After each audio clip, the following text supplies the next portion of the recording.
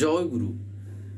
আমরা দেখবেন আচার্য পরম্পরার কথা বলি, অর্থাৎ শ্রী ঠাকুর যে আচার্য পরম্পরা রেখে গেছেন, কিন্তু তাকে মানা আর না মানা একটা এমন জিনিস, জীবনে তা ভালো মতন করে শিক্ষা দেয়, জীবনে ভালো মতন করে বুঝিয়ে দেয় যে মানলে কেমন ফল হয়, না মানলে আবার কেমন ফল হয়।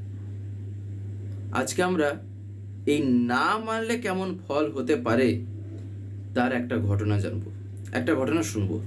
অনেকই তো ঘটনা ঘটে, তার ভিতর থেকে একবার পরম পূজ্যপাদ অবিন্দা, তখন বলতে পারেন তার এখন যে বয়স, এখনকার কথা না, ঘটনাটা বেশ কয়েক বছর হয়ে গেছে। তখন পূজ্যপাদ অবিন্দা সেই সময় তিনি একটা জায়গায় বসে আছেন, চারিদিকে প্রচুর মানুষ, অনেকেই সেখানে ছিলেন। এবারে সেই সময় একটি মা তার কাছে গেছিলেন তার জীবনে সমস্যার কথা নিবেদন করতে, তার জীবনের যে একটা অসুবিধা, তার জীবনে যে দুঃখ, সেই বিষয় নিয়ে তিনি নিবেদন করতে গেছেন। নিবেদন যেটা ছিল তা কি না, ছেলে তার কথা শোনে না, অর্থাৎ ছেলের মোটামুটি যেমন যে বয়স হয়েছে, যেমন যাইয়ে সেই অনুযায়ী তিনি বলছেন যে ছেলে আমার কথা একদমই শোনে না, ছেলে আমাকে মানে একেবারে, যেটা আমরা বলে থাকি না যে ও বাবা মার কথা শুনছে না, নিজের খেয়াল খুশির মতন চলছে, নিজের মতন করে করছে। তো সেই মুহূর্তে পূজ্যপাদ অবিন্দা সেই মাটির প্রত্যেকটা কথা শোনেন, প্রত্যেকটা কথা পূজ্যপাদ অবিন্দা সেই মাটির কাছ থেকে শোনেন যে তার ছেলে কি করে না করে। আর পূজ্যপাদ অবিন্দা এমনকি সব কথা জিজ্ঞাসাও করেন। জিজ্ঞাসা করার পর পূজ্যপাদ অবিন্দা বলেন, একটা কথা বলবো, করতে পারবেন তো? তখন মাটি একটু বলতে পারেন হঠাৎ করে অবিন্দা যেমন বলেছেন, তিনি একটু ভাবছেন যে মানে এমন কি বলবেন অবিন্দা। তখন মাটি বলেন আগে। এইবারে পূজ্যপাদ অবিন্দা বলেন কি না, ছেলেকে ঘর থেকে বের করে দিন। মাটি তো শুনেই একেবারে ঘাবড়ে গেছেন, ছেলেকে ঘর থেকে বের করে দেব, এটা কেমন ভাবে করা যায়? তখন পূজ্যপাদ অবিন্দা আর একবার বলেন যে ছেলেকে ঘর থেকে বের করে দিন। আর তারপরে পূজ্যপাদ অবিন্দা এ কথাও বলছেন যে আপনি যদি না পারেন, আপনি যদি বলেন, তাহলে আমি এখান থেকে 2-4 জনকে পাঠিয়ে দেব। আপনি যদি বলেন, তাছাড়া না। আপনি যদি চান, আপনি যদি বলেন, তাহলে আমি 2-4 জনকে পাঠিয়ে দেব, ওরা ঠিক যা করার করে দেবে, অর্থাৎ মানে ঘর থেকে যেমনভাবে বের করতে হয়। তখন সেই মাটি বলেন আগে ঠিক আছে, মানে মানে বলতে পারেন তিনি যে কি করবেন। এবারে যথারীতি তিনি বাড়ি ফিরেছেন, বাড়ি ফিরে কি করবেন ভাবছেন। ছেলেকে ঘর থেকে বের করা একটা বলতে পারেন চট করে, বিশেষত বলতে পারেন মায়ের মন যেহেতু, এবারে সেখানে যে বলতে পারেন একটা যে টান যে হয়, তখন তিনি ভাবছেন ছেলেকে কিভাবে বের করব। অর্থাৎ পূজ্যপাদ অবিন্দার ওই কথাটা তখন তার মনে দুদুল্যমানতার সৃষ্টি করেছে। এটা করব না কি করব না, এমন একটা ভাব তার মনে তখন চলছে, সেই মাটির মনে। তখন সেই মাটি আর ছেলেকে ঘর থেকে বের করতে পারেননি। বাড়িতে যে ফিরেছেন, দেওঘর থেকে গিয়ে যে বাড়িতে ফিরেছেন, তিনি আর ছেলেকে তখন বের করতে পারেননি বাড়ি থেকে। ছেলের আস্তে আস্তে বয়স হয়, এইবারে ছেলের যখন নিজের যে বোধ, নিজের যে বিবেকটা আস্তে আস্তে তো ডেভেলপ হবে, সে যখন এবার আস্তে আস্তে আরও বড় হতে থাকে, একটা সময় এমন আসে যখন সে বুঝতে পারে যে এই জিনিসগুলো যে সে যে করেছে এগুলো যে ঠিক না, বা এগুলো করাটা ঠিক না জীবনের ক্ষেত্রে, তখন ছেলেটি তার মাকে বলছে, ছেলেটি তখন তার মাকে বলছে, মা তুমি আমায় সেদিন ঘর থেকে বের করোনি কেন? শুনে হয়তো আশ্চর্য লাগবে যে ছেলে এরকম বলছে, বাস্তবে কিন্তু হ্যাঁ, ছেলেটি তখন মাকে সেদিন বলছে যে মা তুমি আমায় তখন ঘর থেকে বের করোনি কেন? যদি ঘর থেকে বের করে দিতে তাহলে আমি সেই ভুলগুলি হয়তো করতাম না, তাহলে সেই যে কাজগুলি যেগুলো আমার করাগুলো ঠিক না, সেগুলো করাটা জীবনের ক্ষেত্রে তার জীবন বৃদ্ধির প্রদ নয়, সেগুলি আমি হয়তো করতাম না। আমার মনে হতো যে আমাকে ঘর থেকে বের করে দেওয়া হলো, ঘর থেকে করে দেওয়া হলো, তাহলে আমাকে এবার আরও ঠিক হতে হবে, কিংবা যাই হোক না কেন।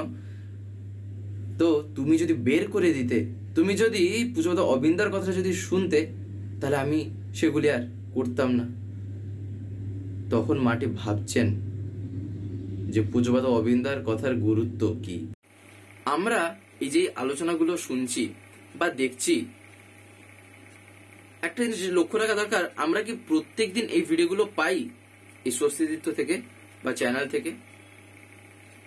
দেখবেন আপনারা হয়তো অনেকে এমন আছেন যারা ইউটিউব খোলার পরে এরকম স্ক্রল করেন, দিলে আপনারা দেখতে পান, কিন্তু আপনাদের যদি ডেলি তার কথা শুনতে হয়, প্রত্যেক দিন যদি শুনতে হয় পরমপিতার কথা বা বিভিন্ন ঘটনা বা দর্শনের উপর আলোচনা, তাহলে আপনাকে তো চ্যানেলটাকে সাবস্ক্রাইব করে রাখতে হবে, যেটা অনেকে আমি দেখতে পাই হয়তো করতে জানেন না। বিশেষ করে যারা একটু বয়স্ক আছেন বা যারা মানে এতটা এক্সপার্ট নন মোবাইলের ক্ষেত্রে, তাদের কাছে আমি বলছি, আপনারা যদি না পারেন তাহলে বাড়িতে যারা ছোটরা আছে তারা এইসবে একদম পুরো মাহির, এক্সপার্ট, হাতের খেলা তাদের কাছে, তাদেরকে বলবেন, তারা করে দেবে। বলবেন সাবস্ক্রাইব করে পাশের যে একটা বেল আইকন আসবে ওটা প্রেস করে অল করে রাখতে, দিলে কি হবে, আমি যে ভিডিওগুলো আপলোড করব, আপলোড করা মাত্রই আপনাদের মোবাইলে নোটিফিকেশন চলে যাবে। নেট যদি অন থাকে তাহলে নোটিফিকেশন চলে যাবে যে ভিডিও আপলোড হয়ে গেছে, তখন আপনারা সেখানেই ডাইরেক্ট প্রেস করে ইউটিউবে ঢুকে দেখতে পারবেন, তখন আপনাদের ইউটিউব খুলে আর খুঁজতে হবে না, তাই না? তাই আপনারা যাতে প্রতিদিন শুনতে পান, তাই আপনারা এটা অতি অবশ্যই করে রাখবেন। পুজোপাত অবিন্দার কথার গুরুত্ব যে জীবনে কতটা মাটি কল্পনাও করতে পারেননি। ভেবেছেন বয়স তো পুজোপাত অবিন্দা তখন কম, অবিন্দা বলেছেন মাটি হয়তো এরকম ভাবেই করেছেন, দোদুল্যমান হতে পড়ে গেছেন, যেহেতু মানে ঘর থেকে বের করা একটা বিশাল বড় একটা তিনি এইটার মাথায় হয়তো আনতে পারেননি যে পুজোপাত অবিন্দা যে বলেছেন কিছু না কিছু তো কারণ থাকবেই। এমনি তো তিনি তো কোনো কথাই বলেন না। পরম পুজোপাত শ্রী আচার্যদেবের কাছে যখন আমরা যাই, আমরা সেখানেও যদি দেখি, কি দেখি, আচার্যদেব যে কথাগুলি বলেন এমনি বলেন, এত মানুষ তার কাছে যাচ্ছে, কত রকম ভাবে নিবেদন, এমনকি এক এক রকম যে বলতে নিবেদন হয়, সে কিছু কিছু ক্ষেত্রে আমরা তো এমন কেউ দেখে থাকি কি না একই রকম নিবেদন অনেক এসে করছেন, কিন্তু সবাইকে কি তিনি একই রকম ভাবে বলছেন, একই রকম ভাবে বোঝাচ্ছেন? তা তো না, অনেক রকম ভাবে, অনেক রকম ওয়েতে তিনি বোঝাচ্ছেন, যেটা যার ক্ষেত্রে প্রযোজ্য, যে জিনিসটা যে যেরকম ভাবে গ্রহণ করতে পারবে সেই রকম ভাবে তাকে তিনি বোঝাচ্ছেন, এটা একমাত্র তিনিই পারেন। এই কারণে তো সব কথাগুলি শোনা দরকার, সব কথাগুলি জেনে রাখতে হয়। একদিন আচার্য বলছেন না যে আমি একজনকে একটা কথা বলছিলাম, দূর থেকে দাঁড়িয়ে আরেকজন শুনছিলেন, তিনি সেই কথাটা তার জীবনে অ্যাপ্লাই করেছেন, তার জীবনটা একেবারে জীবনের চাকা মানে ঘুরে দাঁড়িয়েছে। তখন তিনি আমায় এসে বলেছিলেন যে আপনি সেই দাদাটিকে বলছিলেন আমি শুনেছিলাম, আর আমি সেটা যখন নিজের জীবনে করে দেখি, আমার জীবনটাই একেবারে বদলে গেছে, আমার আগের মতন যে একটা জীবন ছিল, আগে একটা যে আর কি সমস্যাটা ছিল সেটা কেটে গেছে। সেইটা তখন তিনি এসে আচার্যকে বলেছিলেন। এটাই হয় যে তার কথা মানলে কি হয় আর তার কথা না মানলে কি হয়, বিশেষ করে কোন ক্ষেত্রে কোন প্রসঙ্গে কথাটা বলা হয়েছে সেইটা কিন্তু বিশেষভাবে নজর দেওয়া দরকার। এটা কিন্তু একটা সাংঘাতিক জিনিস। এই কারণে বলছি শ্রী শ্রী ঠাকুর এই জিনিসের উপর বিশেষভাবে জোর দিয়েছেন যে একটা কথা আমি যা একটা জায়গায় পড়েছি, একটা কথা আমি একটা জায়গায় শুনেছি, সেইটাকে যেমন তেমন করে যদি আমি আমার জীবনে কাজে লাগাই তাহলে কিন্তু যাবে। যেমন তেমন ভাবে যদি কাজে লাগাই তাহলে কিন্তু হবে না। তার কারণ একবার শশী ঠাকুরের কাছে একটি দাদা, তিনি একটা বলতে পারেন শ্লোক সম্বন্ধে তিনি একটা কথা জিজ্ঞাসা করছিলেন, যে আমরা তো তাকে তো বাস্তবে অনুসরণ করে থাকি, এবারে তাকে যে অনুসরণ করি কিন্তু কিছু কিছু ক্ষেত্রে তাদের আচরণগুলি এতটাই হয় সেটা সাধারণ মানুষের ক্ষেত্রে সম্ভব হয়ে ওঠে পারে না। তাহলে এদিকে তাহলে কেন বলা হয় যে আমরা যে তাদেরকে যে অনুসরণ করব কিংবা তাকে যে অনুসরণ করার দরকার জীবনে, তাহলে কেন বলা হয়? তখন শশী ঠাকুর তাকে বলেছিলেন, আপনি কোন প্রসঙ্গে শুনেছেন আগে ওইটা আমায় বলেন, না হলে আমি কিন্তু বলতে পারবো না। তার কারণ আপনার মনে যে জিজ্ঞাসা জেগেছে, সেই জিজ্ঞাসাটা কোথা থেকে জেগেছে, কোন জায়গায় এটা ক্রিয়েট হয়েছে, সেইটাকে ধরা দরকার। তাই এই কারণেই আমি যে কথাগুলিও মেনে চলবো যেন এইটা লক্ষ্য রাখি যে এই কথাটা যে আমি মানছি, এই কথা যে আমি মানবো যাই হোক না কেন, এটা আমি কোথায় শুনেছিলাম, এটা কতটুকু আমার জীবনে কাজে দিতে পারে সেটা ভেবে চলা দরকার। বিশেষ করে যদি আমি এটা আভাস পাচ্ছি কিংবা যদি এটা আমি দেখতে পাচ্ছি যে এতে একটা রিস্কও আছে, তাহলে যেন আগে তার কাছে গিয়ে নিবেদন করি, তিনি যা বলবেন তাই করব। এবারে তিনি যদি সেই কথা বলেন তারপরে সেটাই করব, আবার কোনো অসুবিধা নেই। কিন্তু আচার্যদেব একটা কথা বলেন, তা হচ্ছিল জীবনে কখনোই রিস্ক যা, যেখানে আমি দেখতে পাচ্ছি একটা হয়তো ভয়ের জিনিস আছে, সেখানে যেন আমি পা বাড়ানোর আগে 10 বার ভেবে চিনতে, দরকার পড়লে ভালো মতন করে ব্যাপারটাকে বুঝে তারপর যেন পাটা বাড়াই, দেখে লক্ষ্য রেখে, যাতে আমি সেই ফাঁদে না পড়ে যাই। সেক্ষেত্রে বেরোনো না হলে আরও মুশকিল হয়। তাই খুবই সাবধানে এগোতে হয়, তাই না? তাই পুজোত অবিন্দার ওই যেই কথা, তখন মাটি ভাবছেন যে আমি সেদিন যদি পুজোত অবিন্দার সে কথাটা শুনতাম, তাহলে হয়তো ছেলেটি হয়তো এমনটা ভুল হয়তো করতো না, যেটার জন্য সে আজকে রিয়েলাইজ করছে, সে বুঝতে পারছে যে ওটা ভুল করেছে। আর যেখানে সে যে অনুতাপ করছে, একটা জিনিস কিন্তু ঠিক, যেটা ঠাকুর বলেছেন, ঠাকুরের কথা আর বেঠিক কখন হয়, তাই না? ঠাকুর কি বলছেন সত্যনারায়ণে, না অনুতাপ করো বলেছেন না? তাহলে ছেলেটি কিন্তু বাস্তবে অনুতাপ করেছে যে তার ভুল হয়েছে, সেক্ষেত্রে সে কিন্তু ক্ষমা পাই, অনেকটা ক্ষমারই হয়, তার কারণ সে অনুতাপ করেছে। কিন্তু ঠাকুর সেখানে একটা জায়গায় কি বলে দিয়েছেন, তা হচ্ছে অনুতাপ করো, কিন্তু নজর রেখো যেন পুনরায় অনুতপ্ত হতে না হয়। অর্থাৎ অনুতাপ যেন একবার করার পর আবার 1000 বার যেন সেই ভুলটাকে আমি না করে বসি। একটা জিনিসের ইয়েতে আমি অনুতাপ করলাম, আবার ভুল করে আবার অনুতাপ করছি, আবার ভুল করে আবার অনুতাপ করছি, বারবার করে লাভটা কি? একবার যখন বুঝলাম, ঝম করে একেবারে ছেড়ে দেবো, একদম ছেড়ে দেবো। মনে এমনটা আনা দরকার তার প্রতি। ঠাকুর বলছেন ভালোবাসায় এমন এমন জিনিস সম্ভব হয় কেউ কল্পনাও করতে পারবে না, আনপ্রেডিক্টেবল সেসব জিনিস।